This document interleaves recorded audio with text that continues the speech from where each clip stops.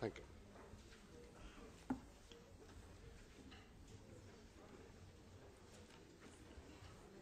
I will start by thanking and expressing the gratitude of the Socialist and Democratic Group for accepting the participation in this very, very important event. It's important for obvious reasons. One, because it happens in a time when the Libyan crisis is becoming a major problem, not only for the Libyan people, but for the region and for Europe as well. And second, it's a time when Europe is already engaged in a consistent effort in trying not only to stabilize the situation in the region, but equally in a fight in order to reach more development, the only which can address the root problems which have created the crisis not only in Libya. So why a conference in Libya and why now? Not why the Socialists and Democrats, because for us, as in many other issues, peace, it's a part of our DNA. So it's normal, it's obvious. But now Libya, because it is a major problem, both on the regional and the European agenda, it's very high among the priorities which were presented by the High Representative, the Vice President of the European Commission, Federica Mogherini, but equally very high on the European Parliament agenda. And now, because it's already, should I say too late? It's too late because the time it's ticking. The clock is ticking and there is a problem in a joint effort to address the situation. We may see the situation when a potential failing state can become a failed one with all its consequences. And this is a major threat to the Libyan people, but equally the region and for Europe as such. We have in Libya two conflicting governments, but equally we have very many militias, fractions which are fighting, and we equally have the will of the very many people which would like to live in peace, to see their country stable, and a country which will finally benefit for its huge natural resources. This is why Europe is there, and this is why Europe is trying to play its role as we did it in the past, because it's not only the instability and the threat in Libya. It's the impact of the Libyan crisis regionally and the huge risk Libya to become a stronghold for Daesh and equally to further contaminate the whole region, knowing that already Boko Haram has recently mentioned his loyalty to Daesh. And this is another huge problem. Equally, it's a problem because so many thousand people are trying to escape from the hell by crossing the Mediterranean Sea with all tragedies we have seen recently, but equally with all problems on security and stability which directly impact the European Union as such. Many people, or some people in Europe may say this is mostly an Italian priority. It's completely wrong. This is not an Italian priority. It's one of the most important EU priorities in not only in foreign policy, but equally in its security. And this is why it's so important that the European Union, under the leadership of the High Representative, recently presented a new approach on equally tackling the problem of migration into the Mediterranean Sea. Another question which will be answered by different contributors: what role Europe should play in its gigantic effort to reach peace in Libya and to help to reach peace in the region? I think that first, Europe do have the potential to address a key important problem in Libya, which is the dramatic need of a building up of institutions in a state where institutions were either very weak, very poor, or unexisting, or completely destroyed with the military conflicts. The second, Europe in its neighborhood policy do have a key priority by strengthening its relations with the North African countries. In its package of policies, Europe is very keen and very focused in trying to stabilize Libya, knowing that with its contribution, but equally with the regional and Libyan ownership, we can fix the situation in Libya, and this will equally benefit for the region, but something else which is equally important. We have major crises in Syria, Iraq. Our fight against radicalization, against terrorism, should be more effective if we can prevent Libya to become a stronghold for terrorism. And it's a dramatic priority which has to be addressed as soon as possible. And Europe equally has something which is so much needed by the Libyan people, and not only. The possibility of complementing, of joining its programs on humanitarian aid with the ones on development. Because when doing so, and we know, and this is our priority as a group, but equally the priority of the High Representative, by doing so, by coordinating our global policies, we can address the root causes of conflicts and instability, and this will be another major priority, but which requires institutional partners in Libya. Everything Europe which can do need a partner on the other side of the Mediterranean Sea. And this is why I have said from the beginning, the clock is ticking. And it's ticking from bad to worse with each and every day. I will stop here, once again thanking and expressing our gratitude for the participation of very important players, very important contributors, not only for this panel, but for the EU and United Nations efforts in trying to fix the situation, to stabilize the situation in Libya. With any further delay, I will now give the floor to the High Representative, the Vice President of the European Commission, Federica Mogherini. Federica, the floor is yours. Thank you very much, Victor. Let me start by thanking all of you that are here. First of all, our Libyan friends that joined us today for an important exchange of views on what and how we can do together. But let me thank the S&D Group, Gianni, Victor, Antonio, for having organized this, and Bernardino, not only for coming here today, but mostly for the work that he's doing and for the availability he always has. I always tell to the Secretary General, to Ban Ki-moon, we had him yesterday in the Commission and also in the Council. Sometimes I have the feeling that I use your special envoy more than you do, but I know that he's doing that a lot. But it is very important, the fact that we work always in close partnership together with a daily contact, and our people on the ground are doing the same. I think this is extremely important. So thank you very much, not only for the work, not only for the presence, but also for this keeping together UN and EU that at the moment I think is one of the assets we have to move forward.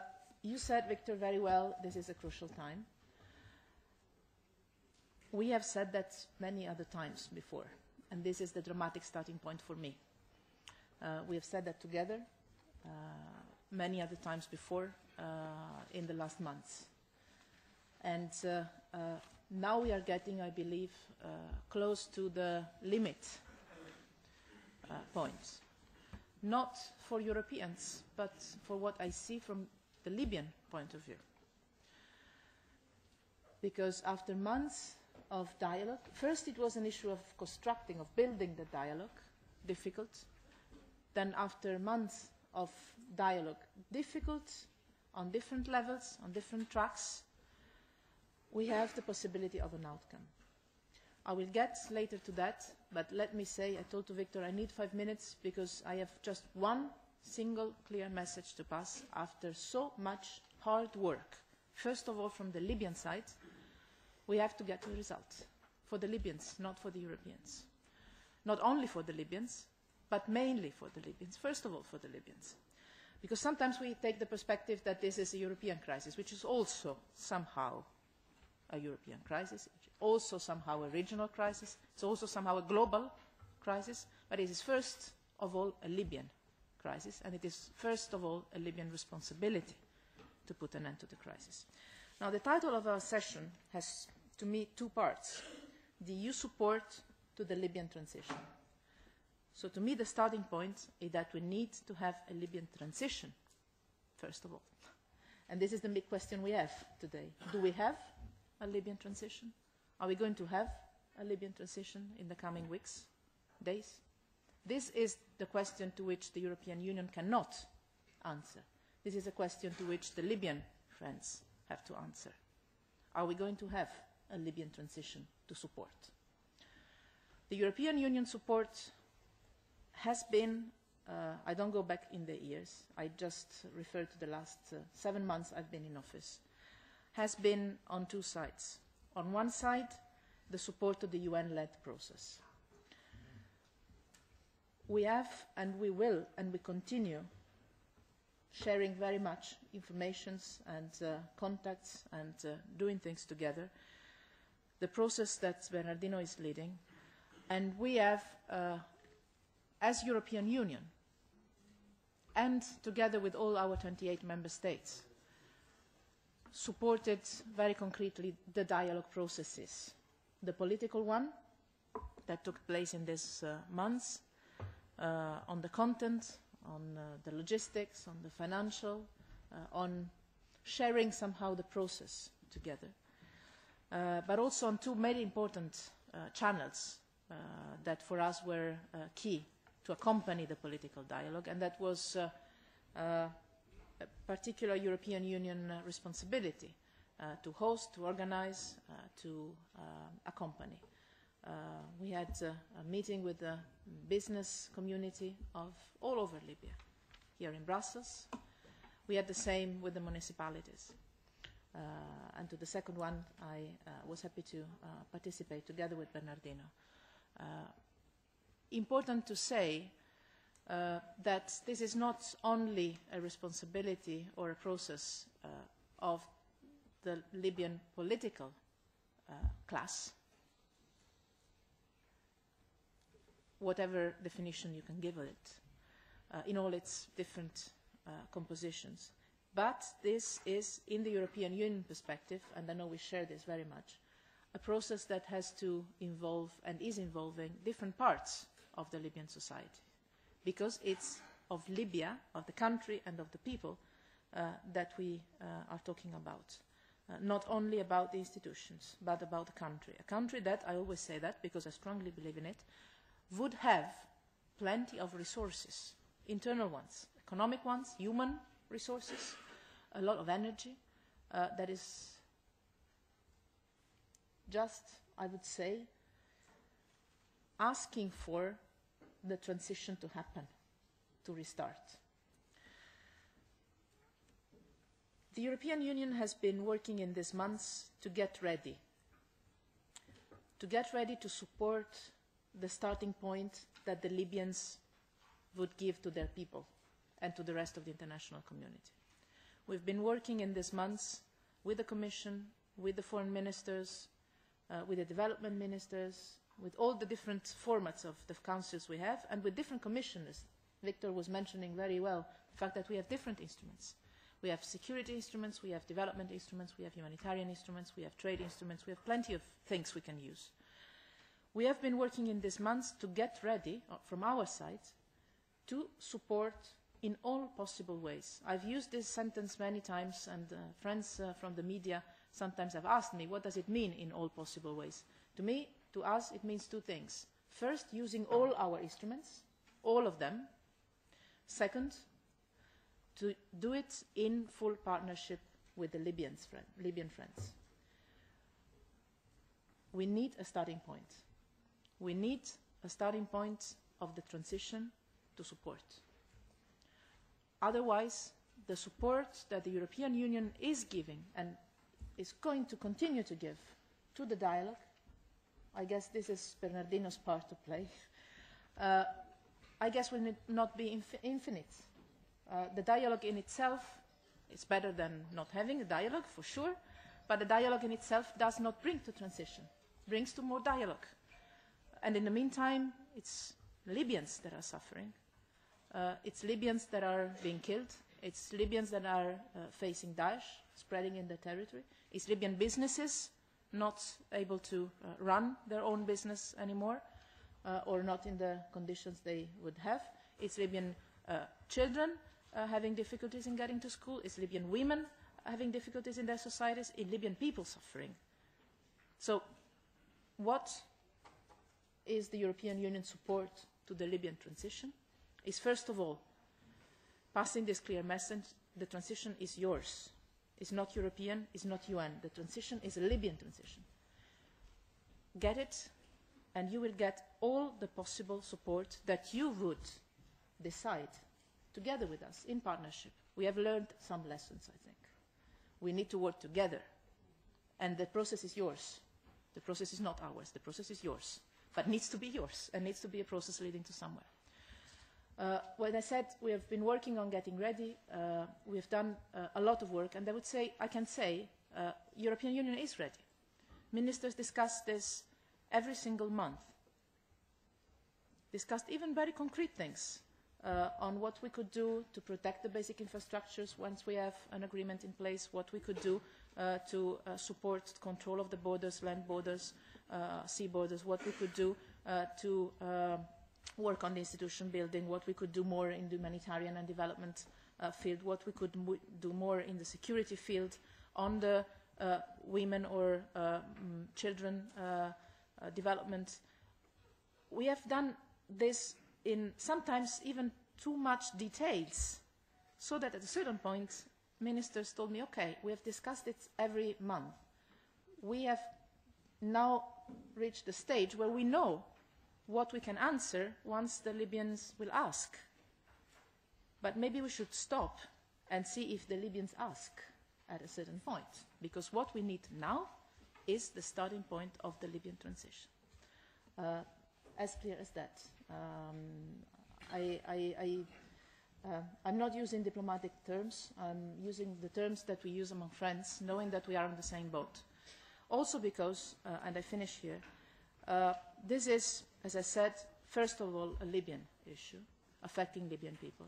But it is not purely Libyan. It's not only Libyan. We had the chance of discussing this last month when I was in Tunis, meeting many of the people that are involved in the dialogue, also with Bernardino.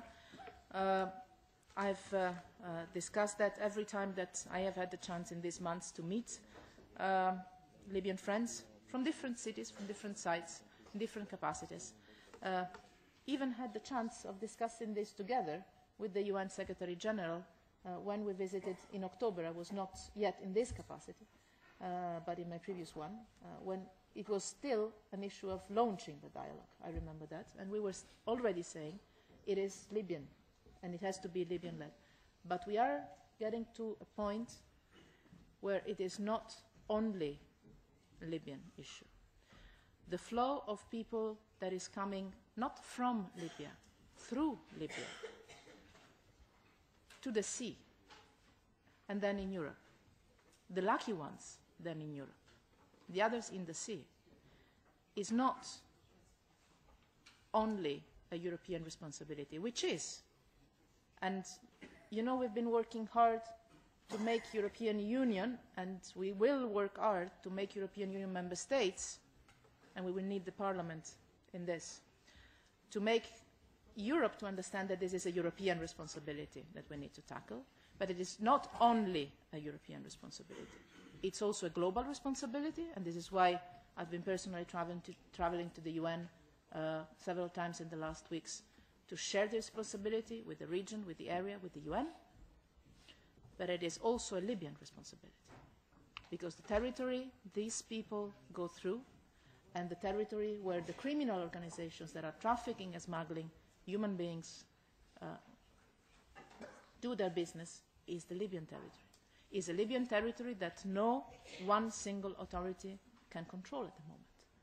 This is also why I'm saying very bluntly, we need the starting point of the Libyan transition for the Libyans first, for the region stability. I was meeting yesterday with the Tunisian Prime Minister. He's not the only one being worried about what's happening in Libya. All the region can be and is already affected and involved, for good and for bad. I know very well. But it's a regional issue, but there is a specific responsibility also for the human lives that are going through the territory of Libya, and that require to be saved, first of all, starting from the women and children that choose or are forced to face the sea, knowing very well that might die because they don't have any alternatives, because they are in the hands of criminal organizations, because of many different reasons. In this, we have to partner, as in many other things. But in this, we have the urgency of partnering, because there is no other way of saving lives rather than working Europeans, international community, and Libyans, Libyan authorities, up to the Libyans to decide who, how, where, and when. The when is now. All the rest is up to the Libyans to decide. But we need a starting point. Thank you.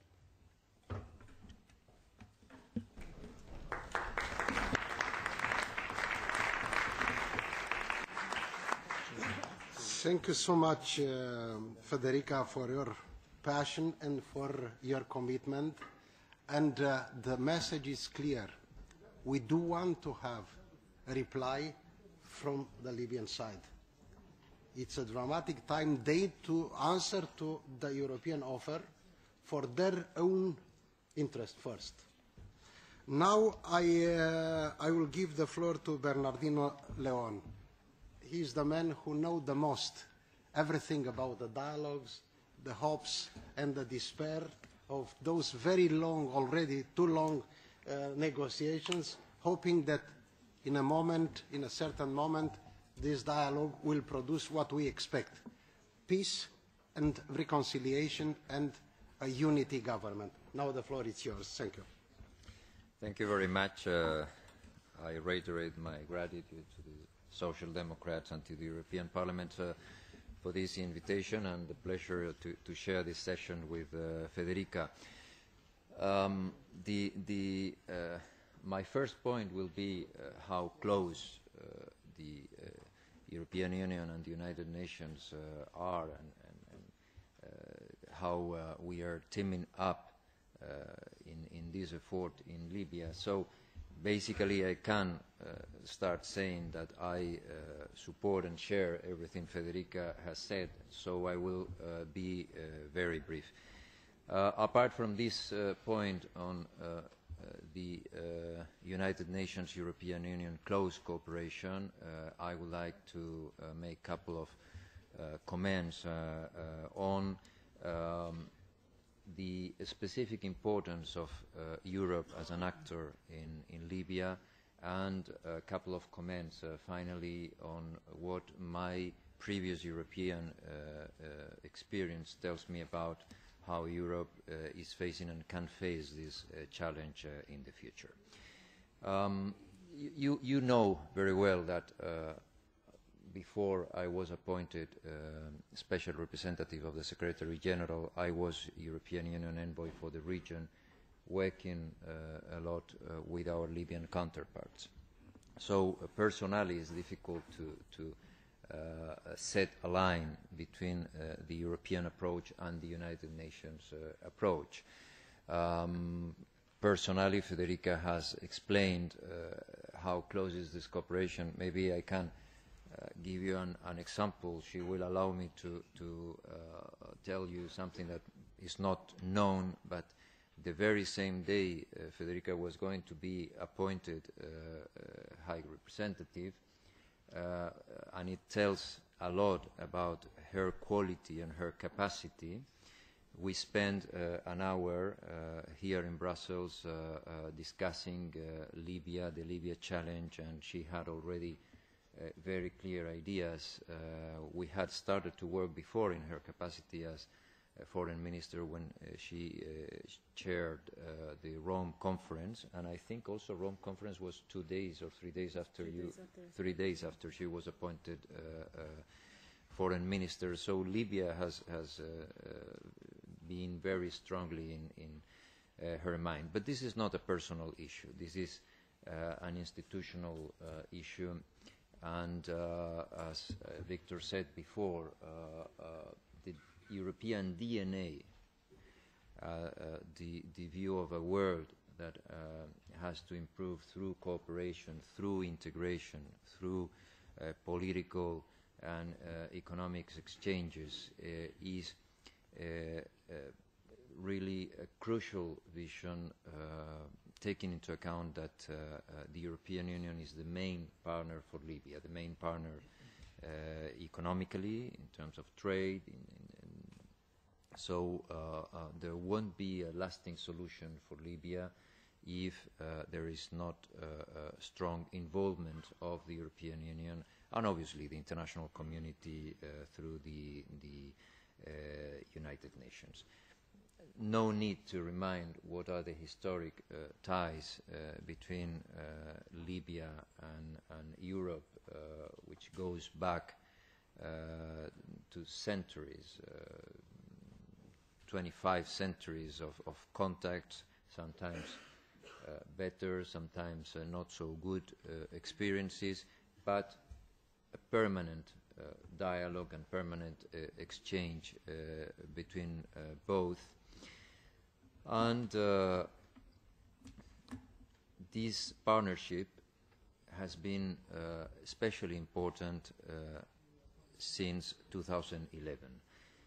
The decision of the Paris conference was that certain international actors should play a leading role in specific issues, and when it comes to the European Union, the decision was that EU could lead in borders, could lead in civil society, and could lead in public messaging in Libya.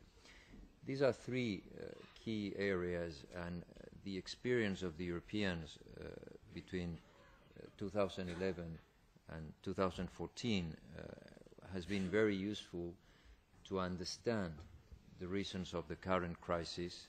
I remember when we were dealing with borders issue and trying to launch this UBAM mission, how the practical total lack of communication between the Interior Ministry and the Defense Ministry was already an evidence of what was going on in Libya, and the difficulties for the international community to cooperate with the Libyans when there were so many misunderstandings in this Libyan transition. We could maybe have anticipated that this situation could lead to a deeper confrontation and maybe to the situation where Libya is today.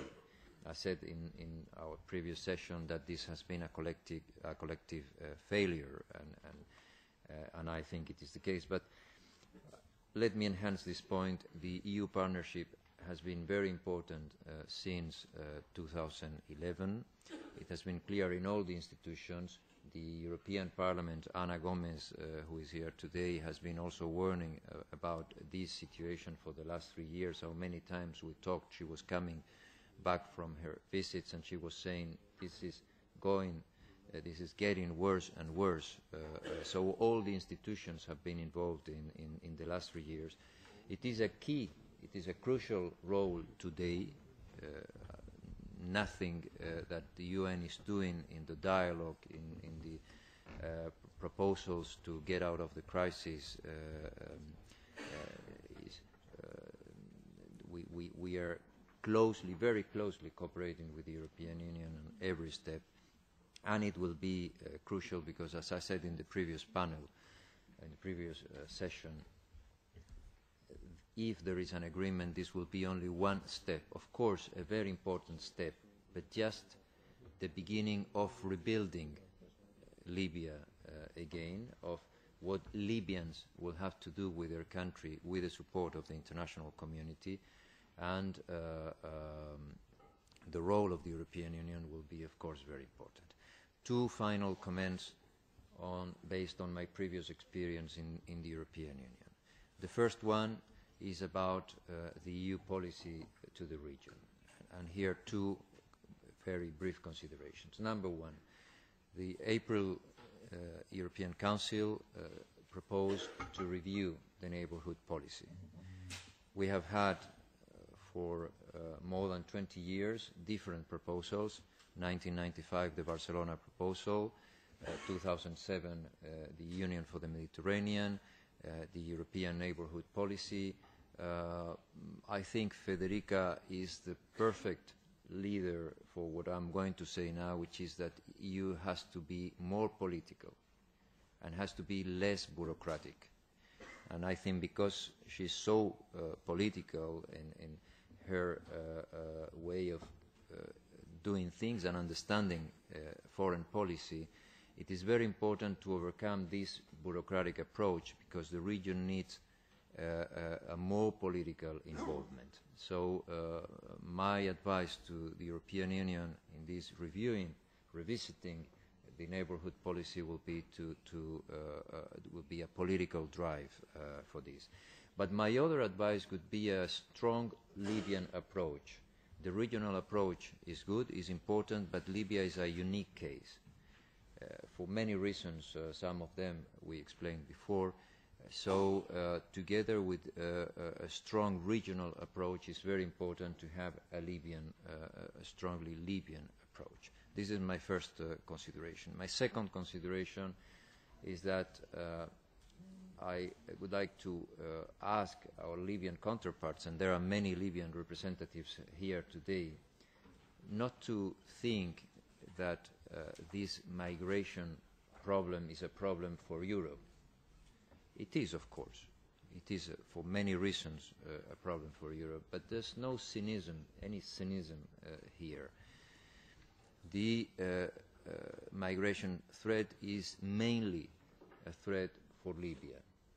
It is a threat for the political process, because these mafias are operating in Libya because of the crisis, and they will do everything possible to keep this crisis ongoing so that they can continue operating. And in a country like Libya, which has no revenues today, which is facing such a difficult economic situation, the power of these mafias is very important. So it is a threat politically, economically, and of course it's a threat from the security point of view. It will be a cancer. Every day these mafias will try to contaminate any institution, any authority, and it is a very serious threat for the future of democratic Libya, of Libya with strong institutions, and we know how weak these institutions have been and are today. So it is mainly a threat for our Libyan friends, and I think it is very important to overcome this misunderstanding in which many Libyans interlocutors think we have to help the Europeans. No, no. They have to help themselves. The Europeans have to help themselves, and they have to work together, because this is a very important threat for both. And so my second advice, this is more to the Libyans than to the Europeans, is to understand how important this migration issue can be for trying to go back to a strong and sound Libyan transition. Thank you very much. Thank you very much, Bernardino. It's clear that there is an European will and readiness to work and to help Libya. UN is there. The only all of us, we wait for, it's a good news about the talks. And this is mostly the Libyan contribution, as you mentioned repeatedly, and not only you. Now I will give the floor to Mr. Mostafa ABUSHAGUR, the former Deputy Prime Minister, and please stick to the time. And equally, please accept the excuses of Gianni Pittella and Bernardino. They are going to the press conference, but us will continue the event. Please.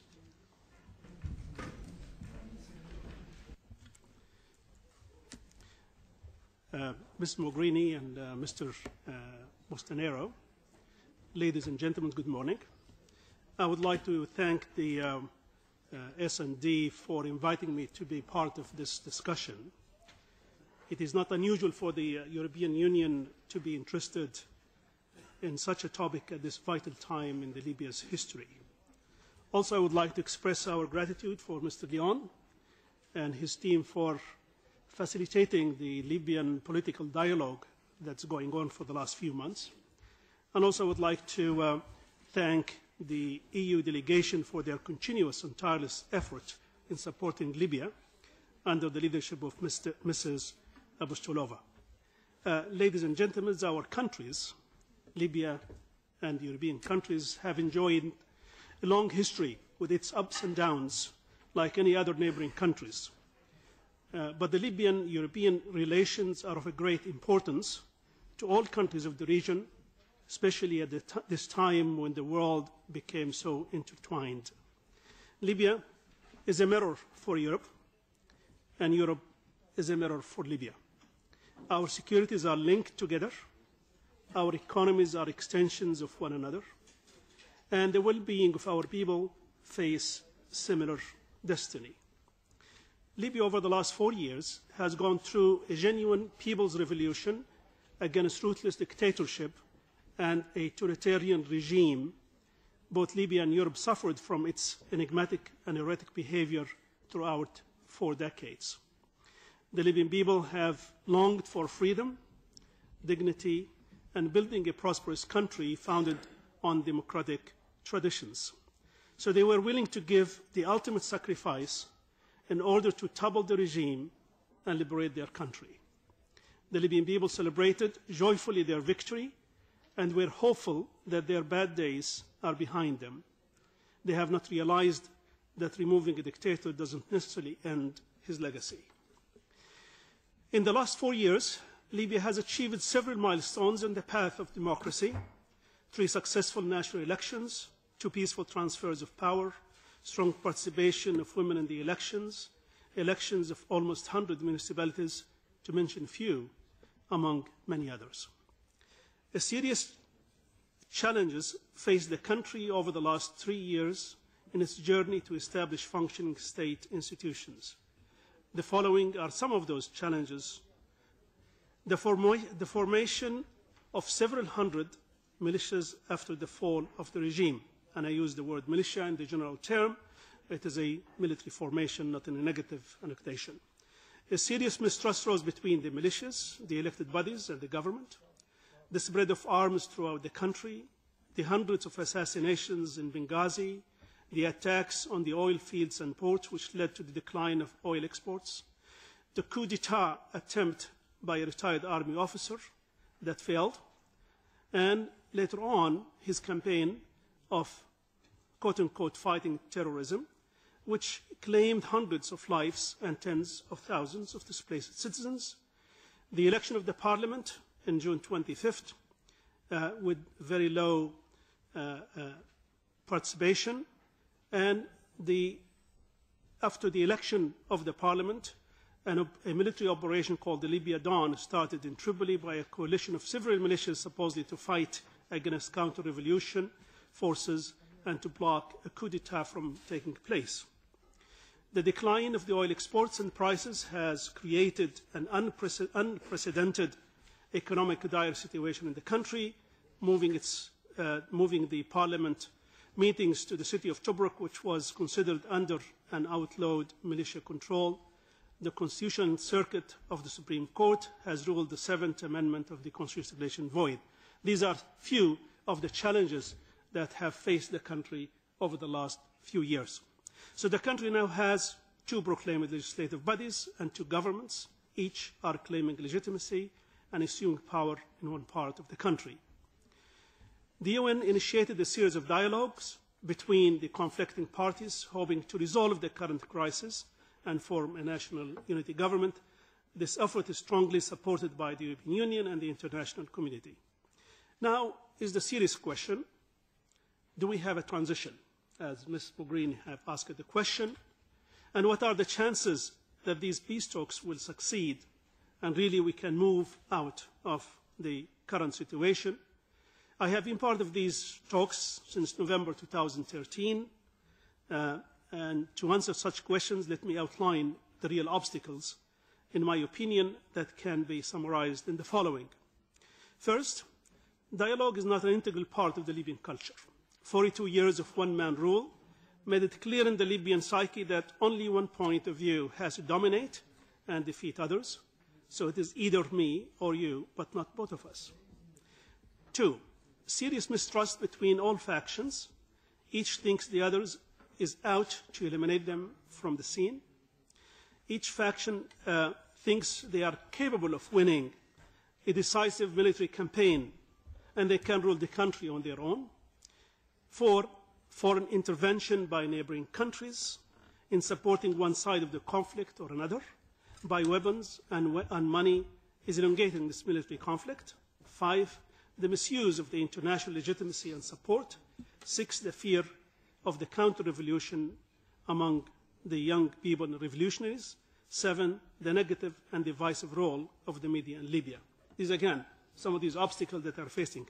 But on the other side, there are major factors that will support the reconciliation and overcoming these obstacles. These can be summarized also in the following points. Number 1, the general public is tired of the conflict, especially of the military one. There are people being killed every day. This cannot continue. 2, the economic challenges that are facing the country are affecting the everyday life of the people.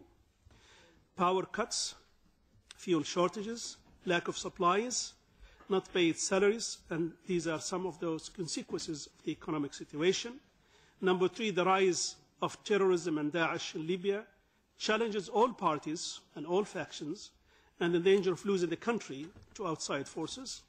Number 4, the illegal immigration issue and its effects on the region. Number 5, the genuine support of the UN international community in finding a peaceful solution for the conflict in Libya. So clearly these are the factors which really going to facilitate coming out from this, and hopefully we'll be able to get to the point where we have some transition. Now, I would like to also outline here what the European Union and international community can do to help in the future, starting right now. I think it is very important they have to continue supporting the political dialogue and also pressing the different parties and keep engaging with the negotiating parties to agree on a compromise solution. There is no perfect solution, but there is a compromise solution that everybody has to accept. Second, I think there is a need for implementing the United Nations Security Council Resolution 2174 to do the following. First, stop the flow of weapons and money to the fighting factions. This is something continuing every day. 2, put some of the major players blocking the political progress on the sanction list. 3, demand from the neighboring countries to stop the intervention in Libya and start playing a positive role. The regional countries are the major reason for the continuing conflict that is taking place. Number 3, from what expect, stop giving the unconditional legitimacy to anybody and insist that the only body which will be recognized by the international community is the national unity government. Before that, no one should be recognized. Number 4, engage in the capacity building and provide technical support. And I'm very pleased to hear the unlimited support that Mrs. Mogherini has promised from the European Union, and they are ready to provide and support.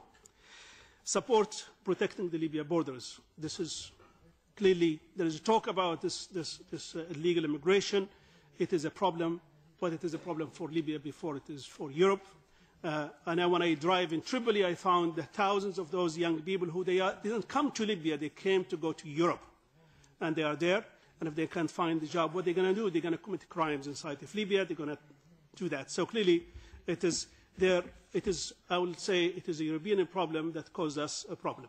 That's what it is. It is. But both we are facing the problem together. I have 10 minutes. I'm going to finish my 10 minutes. We have to realize that the problem in Libya is a political one, and I think you're here to hear the Libyan side, so this is the Libyan side. It is not illegal or a constitutional problem. It is not a struggle between Islamist and secular forces. It is a struggle over resources and political power. The Libyan political and military leaderships are facing the ultimate test to agreeing to a peaceful solution to save their country from the brink of war and destruction. The country's security vacuum in Libya encourages terrorism to rise. Libya now is at a crossroads that will determine its future. Its commitment to democratic transition is being tested. The conflict facing the country can lead to fragmentation of the country and civil war that can last for decades. Recent rise of extremism and terrorism in parts of the country adds to the already serious challenges. Terrorism is becoming most challenging to the stability of the whole region. But regardless of these challenges, as expected, transition from dictatorship to democracy is never easy. But Libya has made leap steps on this way to become a democratic state. Clearly has accomplished certain milestones on that path. In conclusion, Libya's problem is a political and can be solved only by political means and democratic means. And military solution is not an option and cannot solve the problem. So we should, countries, if they are supporting the militarization of the Libya problem, they should stop doing that because they are not helping. I encourage our EU partners to continue their support of the political dialogue and provide all the technical and logistical support to the National Unity Government when it is formed to make sure it has a better chance of success. I assure you we will be successful. Building a democracy is never easy. I saw it firsthand in its birthing stages in Libya. Other countries, they have hundreds of years to perfect theirs. Systems, we have had only 4 years. But we are up to the task. We will never go back to the dictatorship, whether in the form of one man or a group. The Libyan people are committed to democracy, freedom, and to build a peaceful and prosperous nation to make Libya a beacon of hope and inspiration in the region. And thank you.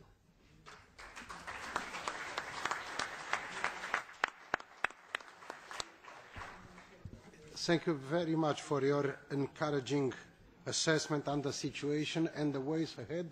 But equally, we have to agree that the time is becoming your and our main enemy.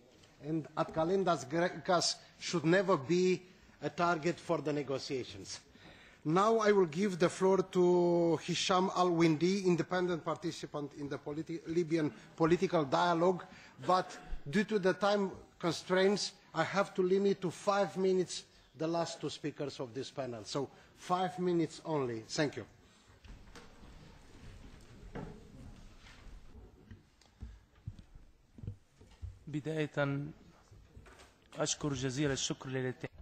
Thank you.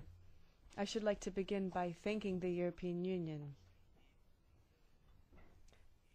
And I should also like to specifically thank the group of Socialists and Democrats for this invitation that was sent to us. We're very honored to be a part of this meeting today. We hope that our contribution will be constructive.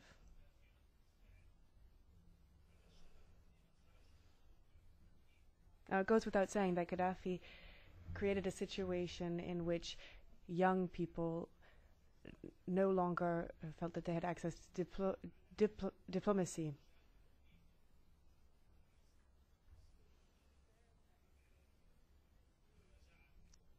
And he created a situation in which the aftermath in Libya was much different than it was in Egypt or in Tunisia, for example.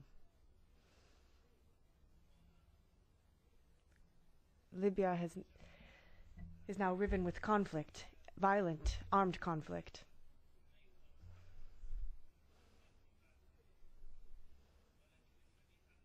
So a solution to the crisis has now become something that is extremely complex indeed. The transition is very fragile, of course, and it is undermined by conflict. Especially the conflict that we've seen in Libya is very destabilizing to the transitional process. We've seen much struggle. We've seen that there are a lot of groups that are fighting for power. Everyone is fighting everyone, and the reasons are different in each case.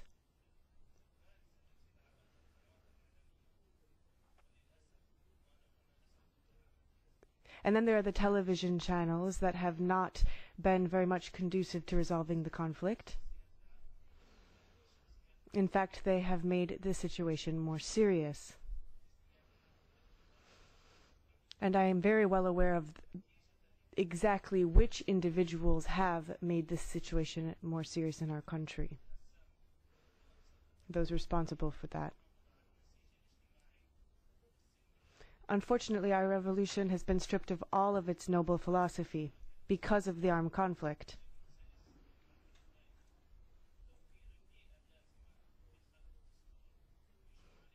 And that has meant that it has been almost impossible to put into place a full-fledged transition, and impossible to draft a constitution that could be agreed upon by all members of society. And we can see that many of these conflicts really have no reason. And they have created a situation in which the general prevailing reality has been deteriorated. The armed militias, for example, some of them are supported by other countries that have been giving material support to the militias.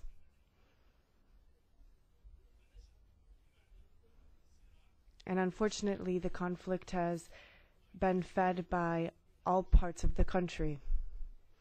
But it's really the state that is responsible.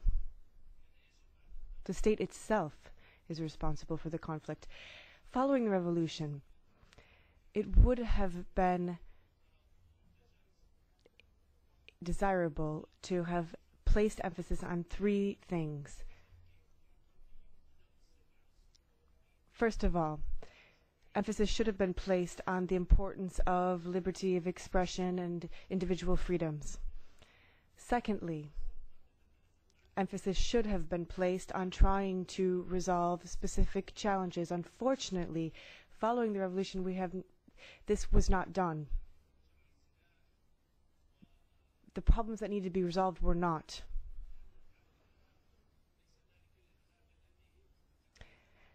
And then we had a situation in which terrorism was rampant. In Benghazy was one example of that, but there were others. When we heard the first explosion, we thought that it would just be a small homemade bomb, but unfortunately that was not the case.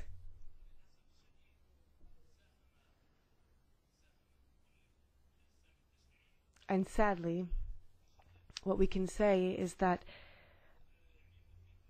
all of those who are in charge of legal aspects or governmental aspects in the country have completely ignored the existence of this terrorism. In Nuflia and Sirte, for example, there have been bombs regularly in embassies. There have been kidnappings as well. In fact, we can say that the situation is catastrophic. Now, I've been a part of the dialogue, and my hope in doing so was to try to ensure that, or we hoped that the terrorism would just come down to a few. But we need assistance from the European Union to be able to face the the challenge of terrorism, and dialogue will be extremely important for that purpose. We will need to be able to put into place programs and projects. We cannot just focus on the struggle for power.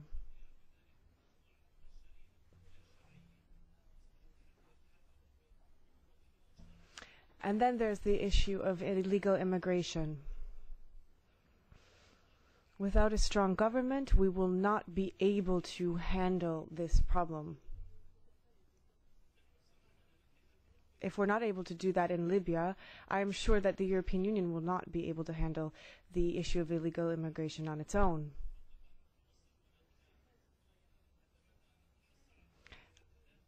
I don't know if the European Union is planning military action in the Mediterranean basin. I don't know the answer to that question. I would love to know more about that because Libya would be keen to be a part of any effort.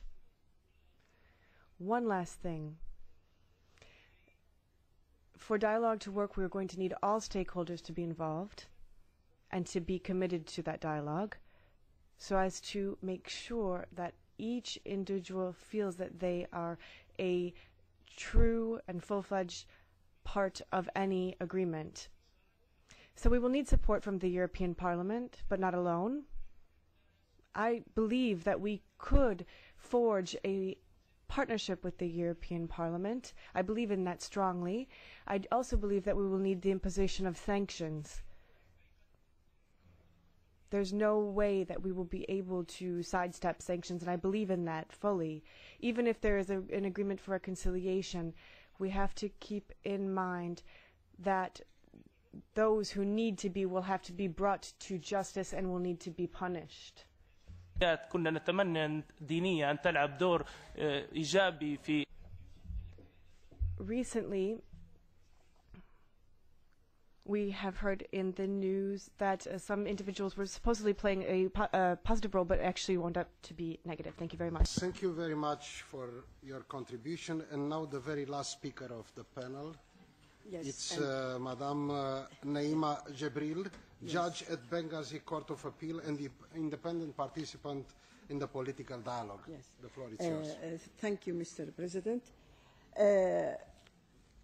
الحقيقة أثمن عاليا هذا اللقاء لتحالف القوى. Well, I would like to welcome the fact that this meeting has been called by the Socialist and Democrat Group.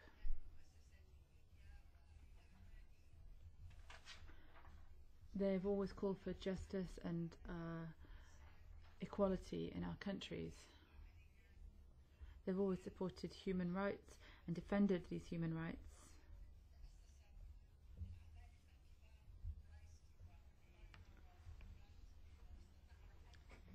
It's a group that was founded many years ago and has managed to achieve extremely significant results in these areas.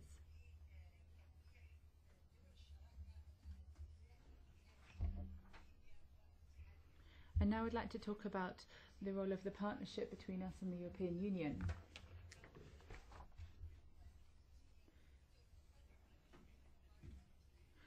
I have a speech which I wrote that was translated into English, and that you should all have copies of that.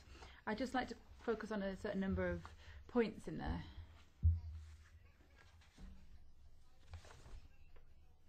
The role of the European Union when it comes to political matters. We're trying to come up with a definitive agreement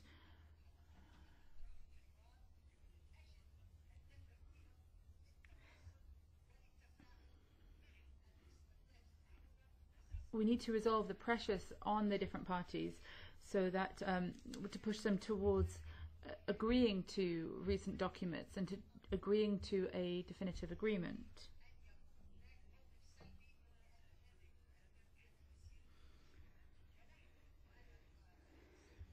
We can't be satisfied with a passive attitude. It's time to do something. We have to act.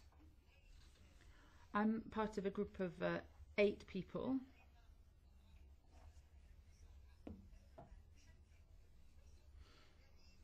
We don't support any particular party, but we represent the centre, and we hope to act as a bridge between the two parties. After political agreement, the European Union will have a very important role to play.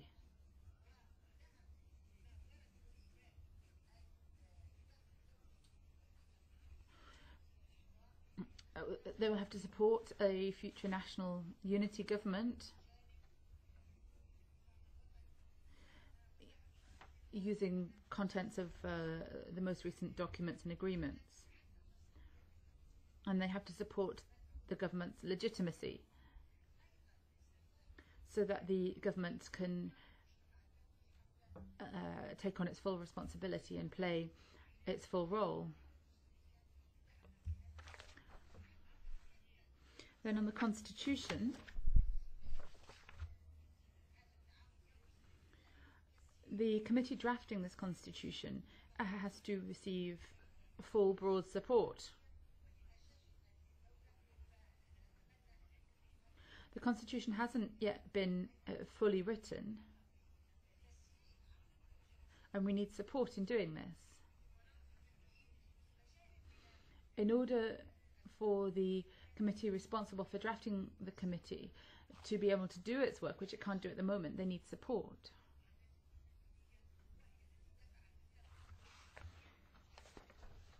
Moving on to Libyan women. You know how much women have suffered in the country. They've paid a very high price. After the revolution, women are often likely to be displaced people within the country. And a mechanism has to be created to ensure women have independence and autonomy.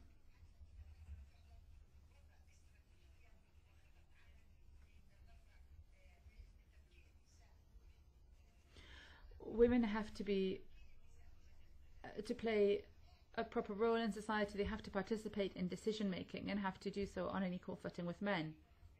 And they also need to be involved with restoring peace in the country.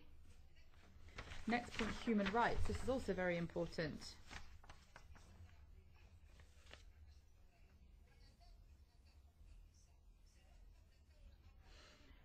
A United Nations ruling has condemned all human rights violation, whether in the past or also those happening at the present time.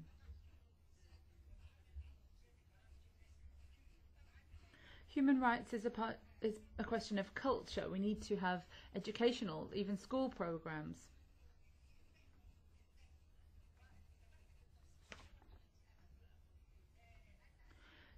Next point, the security and what the European Parliament can do there. That's also important, as is the economic aspect.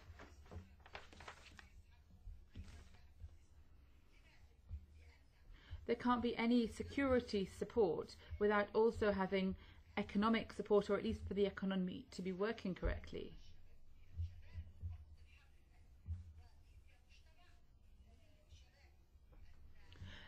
What's feeding into the current conflict? It's young people.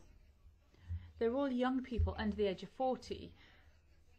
Conflict is being continued by young people who don't have jobs, who have problems.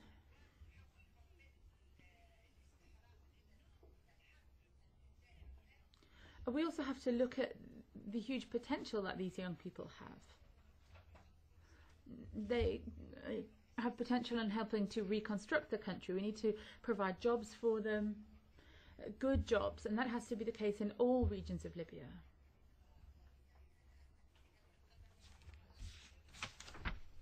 Civil society is also a very important point. Sadly, I haven't had enough time to go into any more detail than that, but I will stop there. Thank you. I'm really impressed, like all the audience, by the passion, by the enthusiasm, by the hope which were expressed by so many speakers in this panel, including the highly valuable contribution of the independent participants into the dialogue. But there are two things I would like to express. First, the High Representative, Federica Mogherini, she have to leave because she have a flight to catch, and this is the reason she left earlier. But in her absence, I would like equally to express our gratitude for the participation and for the huge efforts she paid in this attempt of solving a crisis which is becoming endemic. The second, time constraints. Time constraints, it's a dramatic issue in the Parliament, but equally for the talks on the Libyan dossier, there are time constraints. And this will equally be our friendly message to all participants. And finally, it's impressive to discuss about everything, programs, education, human rights, but for all those to happen, you need a state. Dear Libyan friends, you need just a state, a quite functional one, in order to do part of this project and to develop programs. And equally, because everybody was mentioning the role of Europe, we all agree, Europe should be your key partner, but equally need someone to answer our phone calls to Tripoli. Please be prepared for that, because again, too late or never is not a solution, nor for you, either for us. Europe is ready, but make the necessary efforts in order to reconcile such an adversarial positions which were in conflict so long, in order to help your country and your people to reach stability and to benefit for the friendship and the cooperation and the programs which are deployed by Europe. I thank again to all distinguished speakers. Now we shall move immediately to the third panel, and I will immediately invite Elena Valenciano. Sorry for being late, Elena Valenciano, and the third panel speakers too. Thank you very much.